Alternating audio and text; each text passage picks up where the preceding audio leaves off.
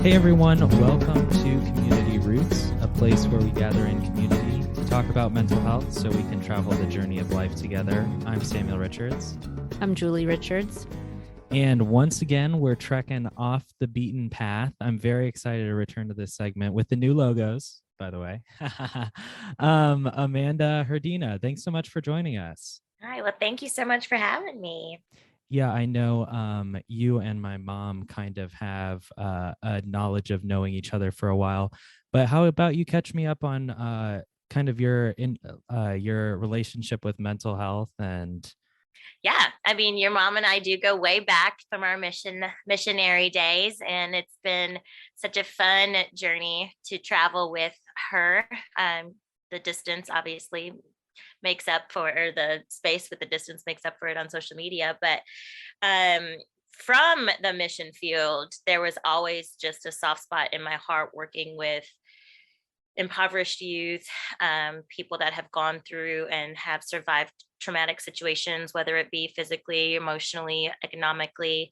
And that's just always been a place where God has wrecked me. I worked for a nonprofit back in Los Angeles. I'm going to age myself. It's been about 15 to 17 years ago. And the population that we worked with were specifically battered and abused women and children that were living in safe houses and shelters. And just to walk with them hand in hand through their journey really deposited that feel and that love for what they've gone through. Let's walk them through a journey into healing so that we can break the cycle. Whether it be, again, addiction, abuse, other traumatic situations. So moving to Nashville 12 years ago, the Lord planted on my heart to start a nonprofit that worked specifically with children that have survived trauma. And that word trauma has evolved into so many things, as you guys know, this day and age.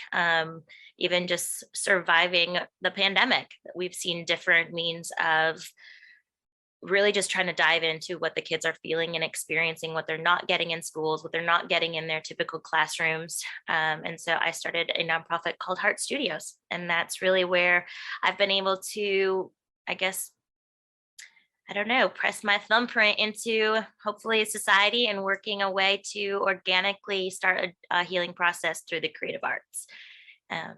So Heart Studios officially began, it was birthed right around the time of the pandemic, or what year did you all open up your doors? Yeah, why not? Why not just start a nonprofit right through the pandemic? Everybody's like, you're crazy. And I said, I know, if I don't do it now, I won't. So yes, we launched in 2020.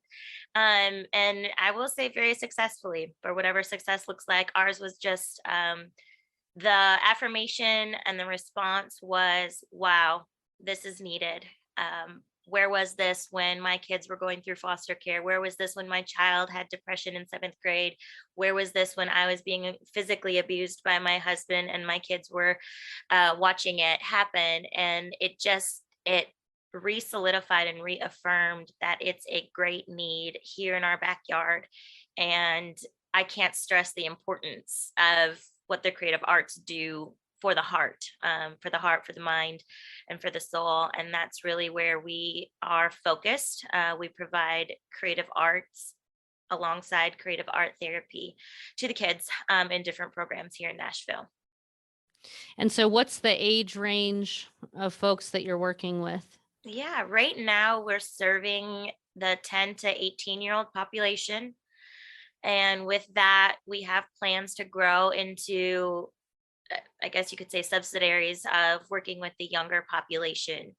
With your background, mental health effects can start anywhere from infancy to 2 years old, and then it really is framed in those young molding years. So we're trying to figure out what that looks like. But right now it's 10 to 18. And the reason we are in those age groups, you almost find that when a child has gone through some of the situations that they've gone through, an 18-year-old isn't as developed, isn't as matured as a standard. I'm going to air quote. You can't see that, but air quoting a standard 18-year-old. And so they're averaging anywhere from 13 to 15 years old versus a 10-year-old who is seeing it and going through it. And maybe the head of the household, they're actually having to mature older. And so they're also advancing into that 10, 15-year-old. So that's kind of that average age that our artists are able to tap into and just really work with them. With whatever kind of art it is, it's writing songs, painting pictures, dance, writing dramas, anything that's artistic, we're working with those kids. Yeah, the website has a lot here, which is exciting, like fashion. That's so sweet. That's added, or floral design. Yeah. That's so cool. I love to go outside and just kind of absorb that stuff, or even some of the local parks around here. But yeah, what are some of those projects? What do they look like, or what do you kind of have your kids work on? How do you help facilitate that? Yeah. Well, first of all, thank you for picking out those two, because those are literally my two favorite. Nice. I went like I had to put those in there because that's what I grew up with. I went to school for fashion and then got into the events design business and do florals. So thank you for picking Yeah, my works favorite. out. This wasn't pre-planned. I swear the show isn't scripted. I definitely didn't send you a note to say, hey, can you talk on those? So what it looks like right now is we partner with organizations here in Nashville that already exist and that already work with the youth in different situations, most of them being inner city and of the minority. And we will put together a workshop that maybe will last a week or two. And then those kids will work alongside mentors in that genre. So for instance, say fashion, we'll get a designer to come in, talk about the fashion industry, talk about different roles and professions you could potentially receive after graduation. And then we would actually produce a collection for them to sew and model at a mini showcase. And same thing with songwriting.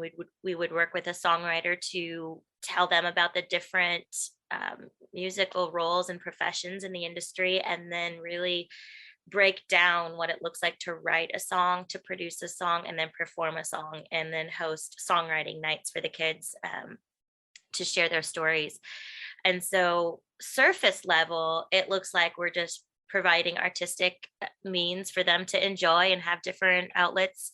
But you go deeper and you really are tapping into the stories of why these kids are writing such deep, deep feeling lyrics. Why did Susie write what she wrote? And then we're able to really organically create those relationships with the kids and hopefully long term be there for them in their healing journeys is all I can really say to that. And then offer up different therapeutic practices, whether it be strategic art therapy or talk therapy, work with professionals in that industry as well. Yeah, so do the kids kind of pick up that sort of direction on their own, or is it mental health based kind of led? Are you encouraging kind of that coming out, or is that just? No, and that's thank you for asking that. It is not, hey, we're coming in here to help you and save your mental health. That is not it at all. And in fact, we don't even mention it. We just want them. I keep saying the word organic because Julie, you might be able to speak into this more, but when you're talking to a 12-year-old who has had to raise his two youngest siblings and his mom is working 3 jobs a day, they're not going to sit in a room and talk about the trauma that they're feeling or seeing or experiencing. But give him a picture and a paintbrush, he might paint it. Give him a guitar, he might play through it. And then organically, we begin that journey of healing because they're realizing that it's a safer way to express themselves, a safer way to share their story. And then with what they do with it from there on is their choice. And it's nothing forced. It's nothing that we're saying, you have to do this. This is how it's going to be created. And there is nothing against traditional talk therapy. I am 100% passionate about it. I'm an advocate for that. But I think in the younger generations and just how to get them to start that journey is in and are in these creative ways.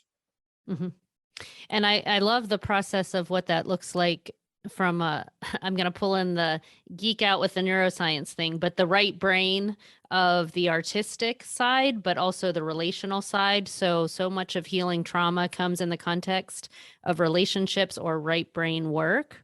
And so getting to know them and letting them have story that integrates both the left side with the right side as they put expression to it. It might start with, like you said, the picture or the song, but then the narrative that goes with it, or as they explore it, is integrating both sides of their brain. And so instead of their nervous system being distressed, dysregulated, like stuck in fight, flight, freeze modes, it's like inviting them into that green pathway of ventral vagal that we talk about on our podcast, that part of our brain that has social engagement and has connection and that relationship that brings healing. Yeah, thank you for touching on that.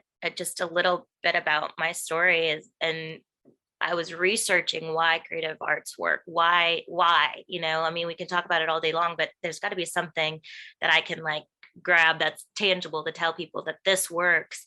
And in 2016, I personally was physically going through some trauma that my body was like rejecting all forms of exercise. I really couldn't move. I was starting to freeze and lock up. And it was about 6 months worth of testing before they finally diagnosed me with fibromyalgia.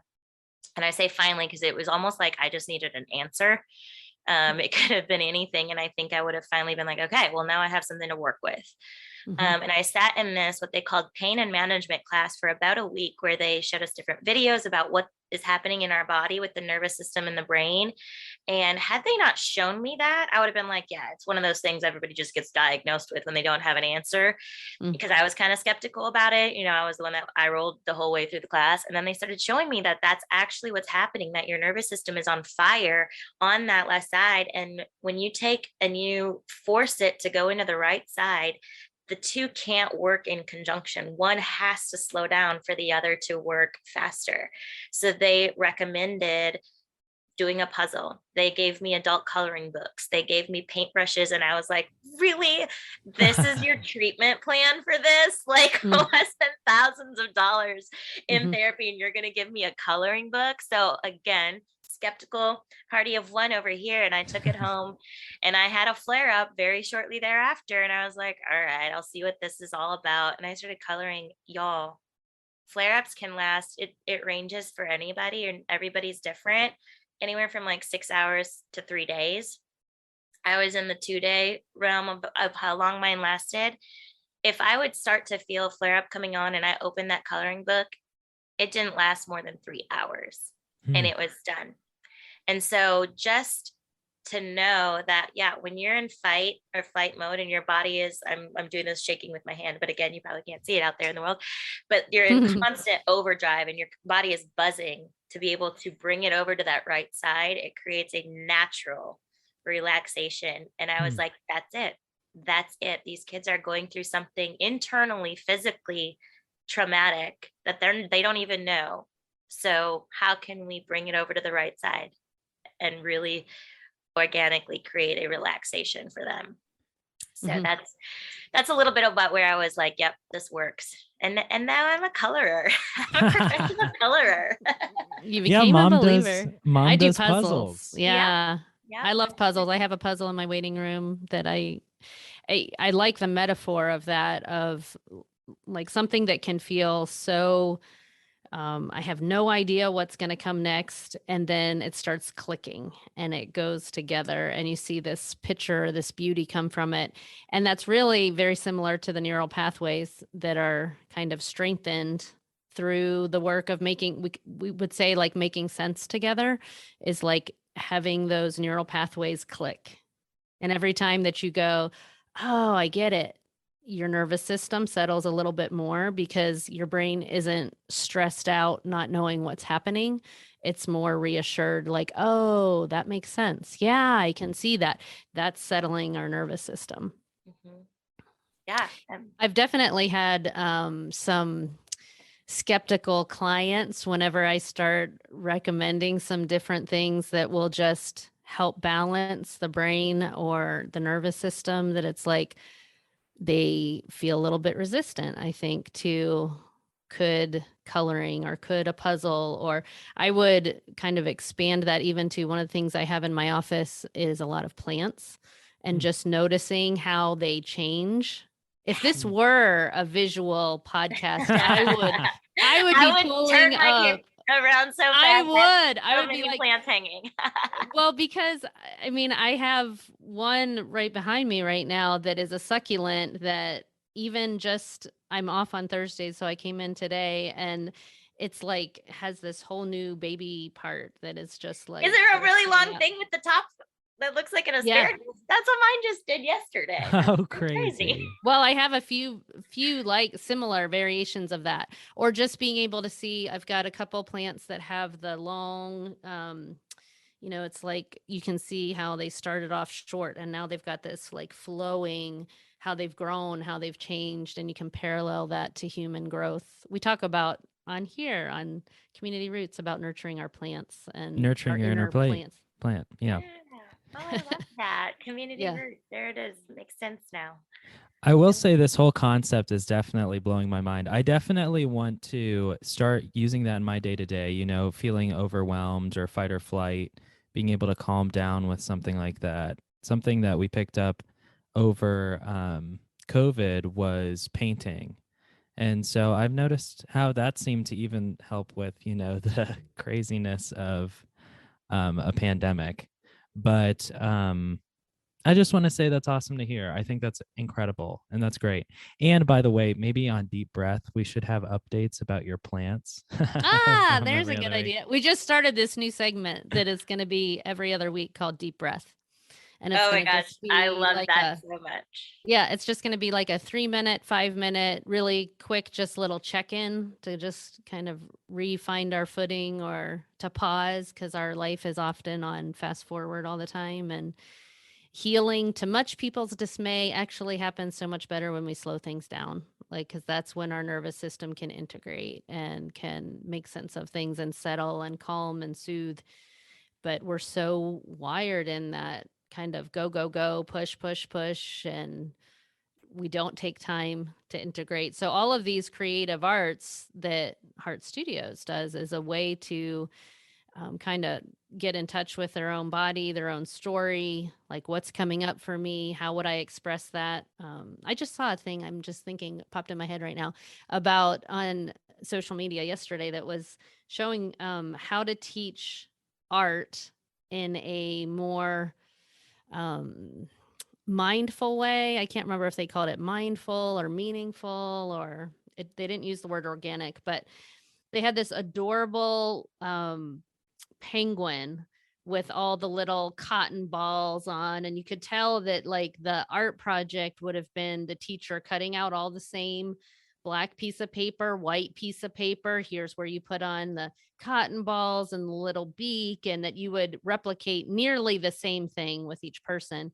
And they said instead of doing that, and then next to that was a picture of like a piece of paper, some black paint, some white paint, some orange paint, and a picture in front of them of like actual penguins. Hmm. And like, go for it. Just like, how do you feel it being expressed? And it was more open-ended. It was more like, well, what does it look like for me? What do I think? And I think that's a cool concept of just like how creative expression is so much an expression of, it's going to look different for each person. And they Yes, can very find that individual. within. Yeah. They can find that within and have elements of their story that's explored through that. Yeah, I think during this whole phase of again, just talking with people about it and sharing a little bit more about my journey and why I got here. And I've never really had people like be against it. There's never really been anybody that said, oh, that's silly, or that's not going to work. But a lot of people will go, oh, that's probably, it's not going to resonate with me, I'm not an artist. And I just, like, my mind blows. I was like, you have a right side of the brain and you are an artist. Hmm. You definitely are an artist. Let me tell you why. And I'll say, do you turn on the radio on the way to work? Yeah. Do you listen to music? Yeah. There you go. Does it make you feel one way or another? Do you resonate with those lyrics? Yeah. Did it make you stop thinking about what you were thinking about previous to listening to the song? Yeah. Okay. There you go. Creative arts works. Are you, when you go out to a club, I don't know, some people go do that, I guess, in their former younger days. I said, do you dance? Do you lift up your arms and sway to the music? No. Well, do you find yourself like swaying your head side to side? Yeah, you're hearing music and you're dancing, and your body has a form of expression. And so I would just walk through each one of the things that we provide with the kids, and they're like, oh, okay. Even people literally, when I say go in your closet, do you get dressed every day? Yeah. Picking out your wardrobe for the day is a form of expression. Mm. And I love to just shout that from the rooftops because, well, one, Mhm. my degree is in fashion. And so, yes, I do express myself through clothes and wardrobe. And I love, producing photo shoots and doing all that kind of stuff. But literally putting a shirt and pants on, you're picking out something that is creative, whether you think it looks good or not. And so I just champion everybody to really tap into the side of what, just to Samuel's point of like, what just makes us breathe, and then back to your point of what makes us just slow down. And I go a little bit to my story of when I was in kind of corporate America doing a really heavy, fast paced, physical laboring job for a really long time. And that's when I was going through all this body, I say transformation because it just felt like I was living outside my body. It didn't feel like me anymore. And going through all this. And then when I left that environment, COVID hit. And so my natural phase is to fight. So my natural tendency is to be like, okay, well, pick up the pieces, let's go, let's get another job, let's keep going, let's keep producing. And I'm always like this. Like, people who know me are like, oh my God, you talk so fast and you're a mile a minute. And I'm like, I know, catch up, come on, let's go. But then COVID forced us all to slow down. And also my body is still trying to heal. And so I go, well, now what? I can't run right now. I can't box right now, which is always what was my outlet. So I picked up a mat and started doing yoga. And I was not a big fan of it because I couldn't focus. I couldn't sit down. I couldn't like make myself slow down. And then I was like, you know what? You're always like go big or go home. So I decided that not only was I going to do yoga, I was going to get certified. So I went and took the whole rest of COVID of 2020 and actually got certified to be a yoga instructor. And I have to tell you, there has been nothing more life changing than getting on my mat for an hour a day and just, 20 minutes of it is just breathing. So I love that deep breath connotation that you're going to be doing, because that's a big part of how we just slow down. We tap into our inner heart, and then hopefully can find a healing in whatever it is that we need. Mine was physical. And so I feel like I found that, and I haven't had a flare up in a really long time. So Mhm. it works. It works. Mhm. And it's like in that season that you were in, your body was speaking to you. Your body was trying to get through to you, and it took that response of you saying, "Okay, what am I needing to, whether it's the coloring book or the yoga mat or the fashion and design or the music or whatever it is, there's like a way to work through and to process and to integrate and to do something with it, which is really cool. It's very life-giving if we allow it to be." Yeah, personally and selfishly. But then I think that, like, I see it as I went through that season to be relatable to some of the kids that we see and that we work with, because they come in at such different circumstances from their homes. They'll fall asleep the first hour they get to the session and sleep through the day. And that's just what they need. That's just what they need at that time. They need to know that it's safe, that they can sleep. They don't have to do the project, or they'll come in flailing and their body needs attention in some way. And maybe they're receiving unhealthy attention and their body is at home. And so we want to provide that safe space for them to flail away, but then realize, like, y- y- your body is a temple and your body is beautiful, and here we are just gonna like praise it, and we're not there to judge. We're not there to just like push in onto them that they have to create the project or that they have to put those cotton balls in the right place. We give them Mhm. the cotton ball and say, do with what you need, or do with this cotton ball what you'd like to do with it today. Mhm. And that's what's really cool. We were able to do a camp with the kids this last fall where we were with the same group of kids for the full week, but we did a different art theme every day. So for instance, Monday was visual art, Tuesday was music, Wednesday was dance, Thursday was hip hop, Friday they produced their own photo shoot. And I thought that I knew these kids. Like, I thought I knew that they were going to just dance their socks off on hip hop day, because let me tell you, all week long, that's all they did in class was dance to hip hop, even when we were like, okay, can we turn it back a notch? So on Thursday, when hip hop was offered to them and we'd asked them to participate, it was no way, ma'am. No Hmm. way, ma'am. And we really had to, like, as the instructors and as the people that were running the camp, had to step back and be like, why is this? Hmm. Why is this? And so we had a team meeting that just says it's because we're asking them to do it. And they don't want to be asked right now. This is the place where they were told that they just get to come in and create, and they don't want to be asked to do something. And so we did. We left the whole afternoon up to them. And did they do their own dance music and had their own dance party? They sure did. But then we said, so tomorrow this photo shoot is for you guys to produce. However you see this happening, it's for you guys to take ownership of and for you to produce. And we're going to kind of sit back and, I mean, make sure nobody's like doing harm to anybody, but we'll just sit back and clap and cheer for you. And I have to tell you, I've never seen more smiles, more laughter, more shine from some of these kids, because they each got to plug in where they were good. I had a girl, and I won't use her name, but she came up to me early on that week and she goes, I'm not going to do the photo shoot. And I said, that's fine. You don't have to. You can hang out with me or bring a book or whatever. We'll figure out what you want to do. She goes, and I'm saying it in this way because she had a little tone in her voice when she said, I have body issues and I don't want to be in front of the camera. And I stopped right there and I said, sweetie, you do not have to be in front of the camera. You do not have to do anything that makes you uncomfortable.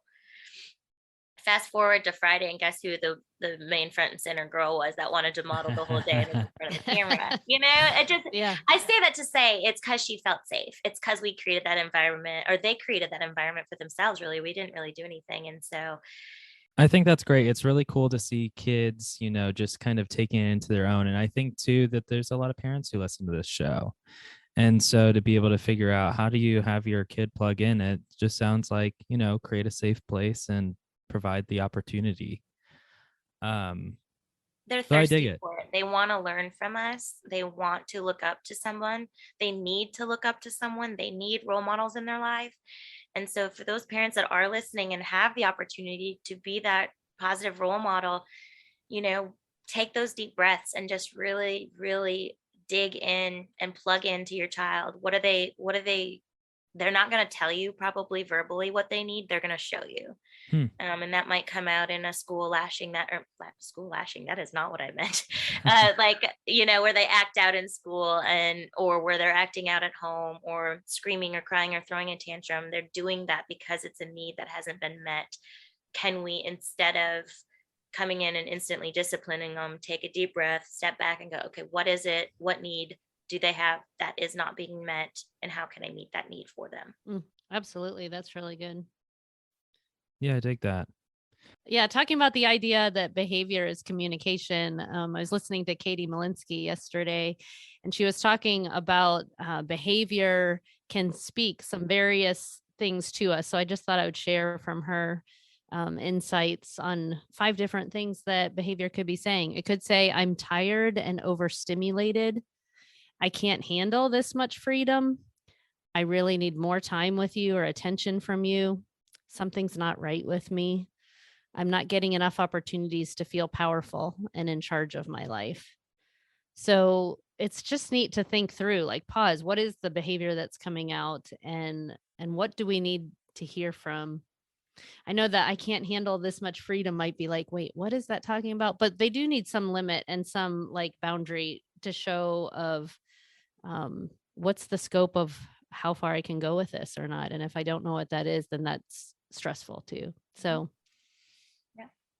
yeah, I just thought that was children interesting and stuff. adults, because I was just resonating with all those. I was like, oh yeah, can you write that down and send that to me? On my page. There you go.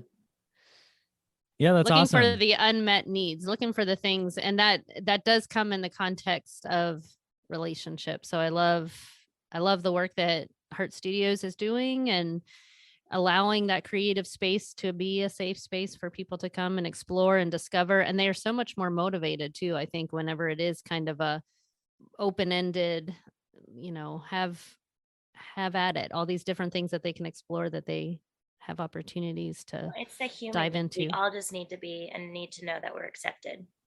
And there isn't one person on this planet that doesn't have that need.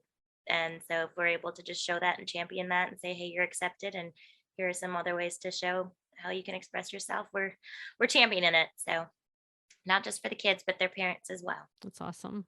I dig it. Sweet.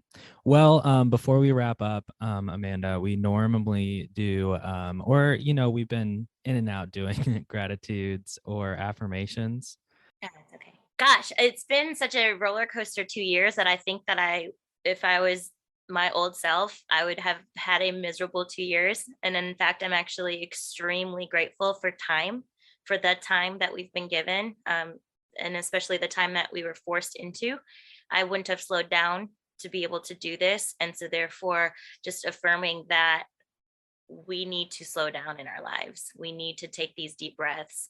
And I've been so extremely blessed to have the community of support that I do have to get this thing up and running, and now to keep it going with the artists that are here in Nashville and the volunteers that keep it going. And so just extremely grateful for time and community. And so, yeah, if you're Samuel and Julie and anybody who's listening ever in Nashville and you want to come alongside and put your creative giftings to work, we could always use artists. But also, if you're in the party that doesn't consider yourself an artist by trade, we're always looking for people that just help kind of run and manage those classrooms. And we would love to have you, so you can come visit us in person or online. You said you were checking out our website. It's heartstudios.org, and heart, HEART studios.org. Awesome. And my nephew, I'm going to do a shout out of my gratitude or excitement or affirmation. He's about to graduate from med school next weekend, and he's relocating to Nashville for his residency, or whatever the terminology is, that he's going to be in Nashville. So maybe I can do a shout out to him to check out Heart Studios, or maybe if we go to visit him, we can include a visit for your Heart Studios work. Well, we'd love to have you. Y'all come on down now. You hear? Cool. I would say, I'm grateful for my mental health tool belt. I feel like we've just added another tool a little bit of being able, I want to look through the lens of my art a little bit as a mental health recovery thing, instead of just, kicking back and relaxing, which I think just doesn't give it as much value as it could deserve.